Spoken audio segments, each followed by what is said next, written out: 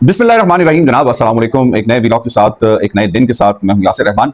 आज़ाद कश्मीर की सियासत यकीनन इस वक्त महवर है पाकिस्तान में और दुनिया के अंदर। जहाँ जहाँ भी कश्मीरी बसते हैं वो आए रोज़ आज़ाद कश्मीर की सूरत हाल और बिलखुसूस पुंछ के अंदर, बिलखुसूस रावलाकोट के अंदर और सुदन होती के अंदर क्या दिन ब दिन पनप रही है। और इसके साथ साथ आज़ाद कश्मीर में जो नई बनने वाली पाकिस्तान मुस्लिम लीग नवाज़ की हुकूमत है, उस हुकूमत के जो अहम शख्सियात होंगी या अहम ओहदे होंगे वो किन शख्सियात के हिस्से में आएगा, इस हवाले से ये एक व्लॉग मैं लेकर आया हूँ। सबसे पहले तो जैसे मैं सरदार अमान के हवाले से हमेशा ये बात करता आया हूँ कि सरदार अमान वो शख्स है जो कि कलदम जैक को, यानी ज्वाइंट अवामी एक्शन कमेटी को कलदम करवाने में जिस शख्सियत का सबसे बड़ा हाथ है उसका नाम सरदार अमान है। और सरदार अमान एक ऐसी फिल्मजी दुनिया में रहता है, एक ऐसी तखयलाती दुनिया में रहता है, एक ऐसी ख्वाब की दुनिया में रहता है जिसकी हकीकत मुमकिन नहीं। आज 70 दिन से ज़ायद हो चुके हैं, कई लोगों की जानें जा चुकी हैं। लोग अब ये सवाल पूछ रहे हैं कि हमारे बच्चे जो 70 दिनों में जाँ भाग हुए हैं उसकी क्या रीज़न है। तो सरदार अमान एक नए आइडिया के साथ, एक नए फार्मूले के साथ मैदान में उतरा है। सबसे पहले उसका ये फार्मूला सुन लें, फिर उसके बाद बाकी बात करते हैं। सबसे पहले सुनिए, आज से हर गांव में, हर गांव के एक एक फर्द से मैं गुजारिश करना चाहता हूं, 3 कमेटियां बनानी है। आज से 3 कमेटियां इन्हीं हालात में बनानी है। एक सियासी कमेटी, दूसरा फाइनेंस कमेटी और तीसरा दिफाई कमेटी। ये तीनों कमेटियां आज से हर गांव के अंदर आपकी जिम्मेदारी है बनाना। और उसके बाद वो कमेटियां जो हम वहां से अलामिया जारी करेंगे, उस अलामिया के तहत वो कमेटियां आगे बढ़ेंगी। टाइट करते हैं, बनाएंगे सारे, टाइट करते हैं। मदद चाहिए होती, ये कौमी तहरीक है, ये कौमी तहरीक है और इसमें एक एक फर्द का किरदार है। तो आपने ये सुना सरदार अमान ने क्या नया एक फार्मूला लाया है। ये हुकूमत यानी रियासत, जो हुकूमत रियासत आज़ाद जम्मू कश्मीर है, उसके अंदर एक पैरेलल सिस्टम क्रिएट करना चाहते हैं इन 3 कमेटियों के सूरत के अंदर, जो हर एक गांव में बकौल इनकी ऑपरेट करेंगी। जिसमें एक माली कमेटी जो पैसे बटोरने का काम करेगी और एक सियासी कमेटी, और उसके बाद जो एक डिफेंसिव कमेटी या डिफेंस कमेटी होगी तो दिफाई कमेटी होगी। तो दिफाई जो कमेटी होगी तो जाहिर सी बात है वो असलहा किसके खिलाफ उठाएगी। ये बहुत बड़ा सवाल है। आप किसके खिलाफ लड़वाना चाहते हैं? क्या हिंदुस्तानी फौज के खिलाफ असला उठाया जाएगा या अपने ही जो सिक्योरिटी के एहलकार हैं, आपकी जो दिफाई फोर्सेस सो कॉल्ड जो आप बना रहे हैं या दिफाई कमेटी बना रहे हैं, ये दिफाई कमेटी किसके खिलाफ असला उठाएगी? तो ये एक सवाल है यहाँ पे जो मैं छोड़े जा रहा हूँ उन तमाम कश्मीरियों से जो इस नए फार्मूले को सुन रहे हैं। क्या आप इस पर अमल दरामद करेंगे? ये खुदकुशी के मुतरादिफ होगा, इसको मैं सिर्फ यही कहूँगा। आते हैं जनाब आज़ाद कश्मीर की हुकूमत साजी के हवाले से इकदाम जो है वो हुआ चाहते हैं। सबसे पहले जो सबसे बड़ा सवाल, सबसे ज़्यादा सवाल इस वक्त आज़ाद कश्मीर के तनाज़ुर में पूछा जा रहा है कि अगला वज़ीर आज़म कौन होगा। क्योंकि एक और शख्सियत की इसमें एंट्री हुई है तो उसके बाद फिर ये दोबारा से अफवाहों का बाजार जो है वो गर्म हो चुका है। जिस शख्सियत की एंट्री हुई है उनका नाम इफ्तिखार गिलानी है। मुजफ्फराबाद की नशिस्त हारे हैं और पाकिस्तान पीपल्स पार्टी के हिस्से में वो नशिस्त आई है और वहाँ पे एक ज़्यादा पैसे वाली शख्सियत वहाँ पे मौजूद थी। उन्होंने अभी हाल ही में पाकिस्तान पीपल्स पार्टी ज्वाइन की और वहाँ पे उन्होंने फिर इलेक्शन लड़ा और फिर इफ्तिखार गिलानी साहब वहाँ पे हार गए।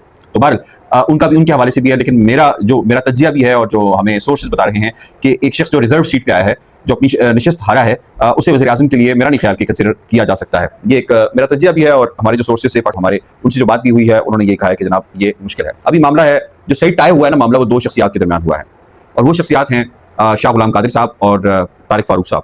अब देखना यह है क्योंकि तारिक फारूक साहब भी, उनकी भी तरफ से लॉबिंग हो रही है और बड़ी कदावर शख्सियात उनके हक में जो लीडरशिप है उस तक दलाइल दे रही हैं। और वो कदावर शख्सियात, यानी मैं कहूँगा कि काफ़ी कदावर शख्सियात हैं, वज़ीर आज़म के बड़े करीब हैं, नवाज शरीफ साहब के बहुत करीब हैं। तो वो इस हवाले से लॉबिंग कर रही हैं जो हमारे ज़राए हमें बता रहे हैं। इसके साथ साथ शाह गुलाम कादिर साहब के हवाले से, जैसे मैं अपने पिछले व्लॉग्स में भी कह चुका हूँ कि बहुत हद तक उनके चांसेस हैं। और उसकी बड़ी वजह यह है कि पाकिस्तान मुस्लिम लीग नवाज़ की रिवायत रही है कि पाकिस्तान मुस्लिम लीग नवाज़ का जो आज़ाद कश्मीर के अंदर सदर होता है पार्टी का, उसी को वज़ीर आज़म बनाया जाता है। राजा फारूक साहब के हवाले से बात है, लेकिन राजा फारूक साहब 2 दफ़ा वज़ीर आज़म बन चुके हैं। तो मेरा ज़ाती ये ख्याल है कि राजा फारूक साहब वज़ीर आज़म के इस ओहदे के हवाले से उनकी इतनी ज़्यादा कंसिडरेशन नहीं होगी। तो क्योंकि वो साबिक़ वज़ीर आज़म रहे हैं, पहले वज़ीर आज़म रहे हैं, अब जो 2 शख्सियात हैं इस हवाले से शायद उनको मौका दिया जाए। अब सवाल है सदर के हवाले से। तो जनाब जो मेरे ज़राए से हमारी बात हुई है, ज़राए हमें ये बता रहे हैं कि क्योंकि पुंछ के हलकों में वोट नहीं हुआ और पुंछ को रिप्रेजेंटेशन भी देनी है, तो ज़्यादा चांसेस यही हैं कि जो सदर होंगे वो पुंछ से होंगे। और ये ज़रूरी नहीं है कि वो सदर सियासी हों, वो सदर टेक्नोक्रेट भी हो सकते हैं। ज़राए हमें बताते हैं। और टेक्नोक्रेट के बाजी में भी पुंछ से एक शख्सियत टेक्नोक्रेट रही हैं, सरदार मसूद खान साहब, जो साबिक सफ़ीर भी थे और फिर पाकिस्तान के मुस्तकिल मंदूब भी रहे।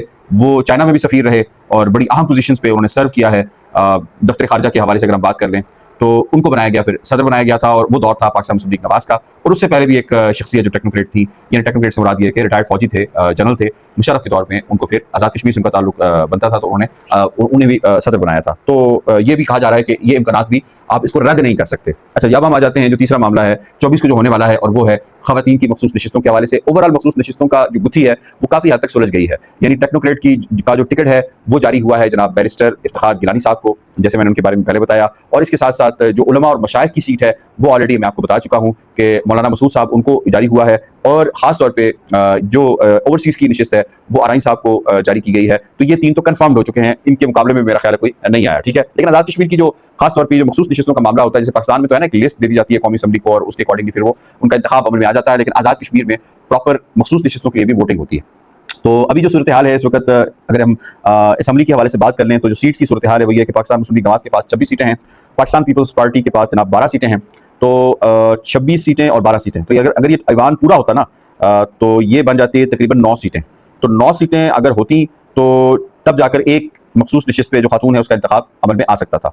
लेकिन क्योंकि अवान अब कम है, सीटें कम हैं, 2 ज़िलों का इलेक्शन नहीं हुआ, रावलाकोट का और सुदन होती का, तो उस हिसाब से जनाब अब सीट्स तकरीबन ये 38 सीट्स बन चुकी हैं। यानी अगर हम देखें तो 26 और 12 तो ये 38 सीट्स बनती हैं। अब 38 का सिलसिला यह है कि 7 अगर पाकिस्तान मुस्लिम लीग नवाज के पास हों तो ये तकरीबन 3 उनके बन जाते हैं, 7 चौक 28, 7 या 21, तो कितने बाकी बच जाते हैं 5। और इसी तरीके से पाकिस्तान पीपल्स पार्टी की 12 नशिस्तें हैं, तो पाकिस्तान पीपल्स पार्टी अगर 12 पे करे तो उसका 1 बनता है, एक यानी 7 पे 1 बनता है, तो पीछे रह गए 5 उसके भी, तो अब पीछे रहेगी 10 नशिस्तें। और 10 नशिस्तों में गालिब गुमान यही है कि पाकिस्तान पीपल्स पार्टी की 2 नशिस्तें हो सकती हैं। मैं फिर ये कह रहा हूँ, मैंने पहले भी ये खबर दी थी जराए के हिसाब से हवाले से कि पाकिस्तान पीपल्स पार्टी की 2 नशिस्तें हो सकती हैं। अच्छा, पाकिस्तान पीपल्स पार्टी ने ऑलरेडी फरजाना याकूब साहिबा जो साबिक MLA भी रही हैं, बड़ी इंटेलेक्चुअल शख्सियत हैं, बहुत अच्छा बोलती हैं, और कश्मीर के हवाले से काफ़ी उनके पास नॉलेज भी है, नॉलेजेबल खातून है, पढ़ी लिखी हैं। तो पाकिस्तान पीपल्स पार्टी ने रिजर्व सीट पे उन्हें तो कंफर्म कर दिया। अब टाई जिनके दरमियान है, यानी इनका हो सकता है वो ज़ोबिया खुर्शीद राजा हैं, यंग हैं, और यूथ के हवाले से पाकिस्तान पीपल्स पार्टी में सोशल मीडिया के हवाले से काफ़ी एक्टिव हैं। तमगा शुजात उन्हें उनके उस कारनामे पर दिया गया जो उन्होंने कुछ अर्सा पहले एक शख्स की जान बचाने के लिए अपनी यानी जान की परवाह करते उन्होंने किया, तो उनको ये भी हुआ, तो यकीन काफ़ी नेक नामी उन्होंने हासिल की है। तो वो जनाब उनका नाम भी है, और उसके साथ साथ शाहीन कौसर डार साहिबा का भी नाम है। आप देखिए कि अगर ये 2 सीटें पाकिस्तान पीपल्स पार्टी के हिस्से में आती हैं, तो जो 4 टिकट्स जारी किए हैं, जिसमें राजा आबिद मरहूम की ज़ौजा हैं उनको जारी किया गया है, मरियम इदरीस साहिबा को जारी किया गया है, मरियम कश्मीरी साहिबा को जारी किया गया है, और सैरिश कमर साहिबा को जारी किया गया है।